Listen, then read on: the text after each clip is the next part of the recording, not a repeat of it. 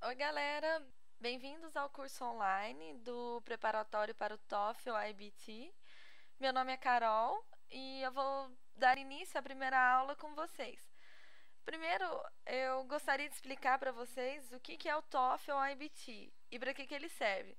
Essa aula de hoje, ela é só para preparar vocês pelo que vem pela frente. Bom, então, o TOEFL é uma sigla para Test of English as a Foreign Language, que significa teste de inglês como uma língua estrangeira. Esse é um teste projetado para medir a habilidade com a língua inglesa das pessoas que não têm o inglês como língua materna, mas que planejam estudar em uma universidade da América do Norte. Quem prepara essa prova e administra é o ETS, o Educational Testing Service, que significa Serviço de Teste Educacional. Eles que também preparam o TOEIC, o SAT, o Graduate Record Exam. Embora haja outros testes padronizados de inglês, o TOEFL é de longe o mais importante nos Estados Unidos e no Canadá. Ele é oferecido desde 1965. Cada ano, praticamente milhares de pessoas prestam essa prova. Cerca de 5 mil universidades e outras instituições da América do Norte exigem que os estudantes de países que não falam inglês forneçam a sua pontuação do teste como parte do processo de inscrição ou aceitam o TOEFL como prova de proficiência de uma pessoa em inglês. E mas o que é o TOEFL IBT? Bom, o TOEFL, por mais de 30 anos, ele começou a ser feito em papel e lápis, com testes de múltipla escolha.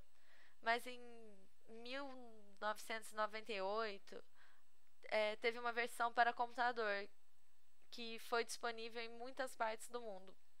A mais nova geração do teste, que é o IBT, Internet Based Test, ela foi introduzida em 2005, 2006. E como o nome já diz, o teste é entregue através da internet. A pessoa irá realizar a prova em computadores individuais nos centros oficiais para o teste. Ele, ele é oferecido apenas em datas agendadas. O IBT é significativamente diferente da versão de computador. Por quê? Porque o novo teste enfatiza a habilidade da pessoa em se comunicar em um ambiente acadêmico. Por isso, as sessões de speaking foram adicionadas e também a sessão writing foi expandida. Especificamente, o TOEFL IBT se diferencia da antiga versão nas seguintes maneiras: há uma nova sessão de speaking que testa a sua habilidade em comunicar oralmente. Você grava as respostas que são marcadas por avaliadores no ITS. Você também tem permissão para fazer anotações durante todas as partes do teste, o que é uma ótima mudança nesse teste, porque você tem o texto, você tem que ler o texto, memorizar o que o texto está falando para passar para a próxima, para passar para a pergunta e tentar lembrar de tudo o que falou o texto. Agora, com as anotações, você vai lendo e vai anotando e consegue responder as perguntas. É, há também tarefas integradas que exigem que você combine sua conversação e a escrita com a leitura e a compreensão oral. Os conhecimentos em gramática, eles serão testados indiretamente durante a prova, especialmente nas sessões de speaking e writing. Não há uma sessão de gramática separada, assim, que você tem a frase e você tem que identificar o que é cada coisa nela. Há novos tipos de questões na escrita e na compreensão, ou seja, elas mudaram da antiga. Outra coisa é que as aulas e as conversas que você ouve nas partes de áudio do teste são de, como eles chamam assim, de inglês autêntico. Em outras palavras, é aquela linguagem que você ouve é o mais natural, o mais parecido com a linguagem utilizada no mundo real deles. Ela contém tipo pausas, repetições, autocorreção e aqueles ans e uns que você esperaria ouvir em uma aula real ou num diálogo. O teste não é mais adaptado ao computador, ao contrário daquela versão anterior, a computer based. Sim, quer dizer que se você responder a pergunta corretamente, o próximo item ele não é mais difícil. Mas se a sua resposta for incorreta, a próxima pergunta não será tão fácil também. E por último, eles mudaram o sistema de pontuação das duas últimas versões. Uma razão deles terem mudado esse teste, uma das razões que eles dão é que, através desses últimos 30 anos, a maioria dos professores de inglês ou de outras línguas, eles vêm mudando o jeito de ensinar os alunos. A ênfase não é mais naquelas análises e no aprendizado individual de pontos na gramática, ou mesmo de ficar memorizando o vocabulário. A ênfase agora é mais na comunicação da linguagem-alvo, de um modo significativo. Por isso a nova versão do TOEFL, ela mede a sua habilidade em se comunicar oralmente e na escrita. Uma outra razão também para essas mudanças é que os oficiais das admissões universitárias eles querem saber mais informações sobre os novos alunos. Como, por exemplo, se eles podem ler e entender o material nos livros didáticos, ou se entende e tomam notas nas aulas, se eles têm condição de manter uma conversa com professores, administradores ou qualquer outro aluno. E também se eles sabem escrever artigos que envolvem uma série de fontes. O novo teste indica se esses candidatos têm essas habilidades. Agora você deve estar pensando que o TOEFL ou o IBT é bem mais difícil que as outras versões. Mas, olha, de fato, as sessões de Reading, Listening, Independent Writing, elas mudaram um pouco. E você provavelmente não vai achá-las mais difíceis do que as sessões similares das outras versões. Contudo, agora na Integrated Writing e Speaking, podem parecer desafiadoras para você porque você pode não ter tido muita experiência nesse tipo de tarefa. Mas praticando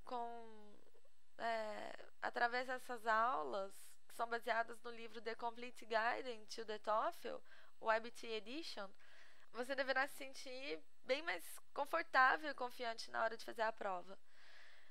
Bom, mas eu falei muito sobre a importância da prova e as diferenças entre a versão antiga e a nova, quais são as sessões, mas eu não falei ainda como essas sessões são divididas na prova, qual o formato que o teste segue e quanto tempo leva essa prova. No IBT, as sessões se dividem em Reading, Listening, Speaking e Writing. Cada uma tem o seu tempo limite. Essas 4 sessões são sempre dadas nessa ordem. As 2 primeiras, que é o Reading e o Listening, são, em sua maioria, de múltipla escolha. Enquanto que o Speaking, ele exige que você dê apresentações orais. E já o Writing exige que você redija uma pequena dissertação. Isso faz com que o teste dure aproximadamente de 3 horas e meia até 4 horas. Olha, no Reading você vai encontrar 3 textos com aproximadamente 600 ou 700 palavras cada um. Para esses textos, você terá mais ou menos de 12 a 14 perguntas, principalmente de múltipla escolha. São 39 perguntas ao todo. Essa parte é prevista para durar 60 minutos. Já no listening, você vai ter 2 diálogos para escutar e 4 aulas. 4 formatos de aula que simulam um professor dando uma aula em inglês. Para você ouvir e responder 34 questões. 5 delas vão para os diálogos e 6 vão para as aulas. Também a maioria sendo múltipla escolha. Eles dão mais uns 50 minutos para você fazer essa parte e depois você tem um break de 10 minutos antes de retornar para o restante da prova. Depois vem o speaking, onde há 2 independent tasks, que são baseadas no seu próprio conhecimento e experiência. E então vem 4 de integrated task, que essas daí são baseadas em pequenas leituras que você vai ter na hora, ou aulas. Dura uns 20 minutos nessa parte. E por último vem o writing. Ele é dividido também em uma de independent task e apenas uma também de integrated task, igual ao speaking. Aí provavelmente você vai levar uns 50 minutos também. A, a verdade é que tudo isso é apenas uma orientação para você e pode variar de prova por prova. Como, por exemplo, você pode ter o reading, que vai vir com 4 ou 5 leituras e que vão de 36 a 70 questões. E a sua duração também pode variar de 60 até 100 minutos. Tudo isso depende. Mas agora, e quanto às notas e como elas funcionam? Ela, ela funciona da seguinte maneira: cada sessão tem uma pontuação máxima de 30 pontos. Somando isso tudo dá 120 pontos, que é a nota máxima do IBT. Nessa tabela aí tem uma comparação das notas do Internet Based Test com o Computer Based Test e o Paper Based Test. E se você estiver pensando que existe alguma nota de corte ou a nota necessária para passar no exame, esqueça disso, porque cada universidade tem sua própria norma de admissão. Você você você tem que checar esses requisitos da universidade que você está interessado em ingressar. Isso geralmente pode estar disponível online no próprio site da universidade. Ah, Normalmente, a maioria dos programas de graduação, eles exigem uma nota entre 65 e 80. E também a maioria dos programas de pós-graduação já exigem uma nota de 70 a 100. Mas é claro que quanto mais pontos você fizer, mais chances de admissão você tem. Então, não se limite na nota mínima que a sua universidade exige. As notas saem online em 15 dias úteis depois que você fez a prova.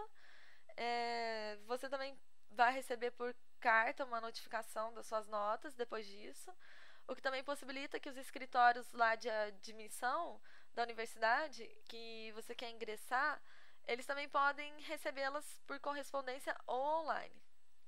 Se você desejar se registrar para a prova ou ter mais informações dos dias e datas que vão acontecer, você pode acessar o site www.tofel.org. Lá você consegue se registrar por e-mail ou por telefone. Bom, por enquanto é só isso mesmo.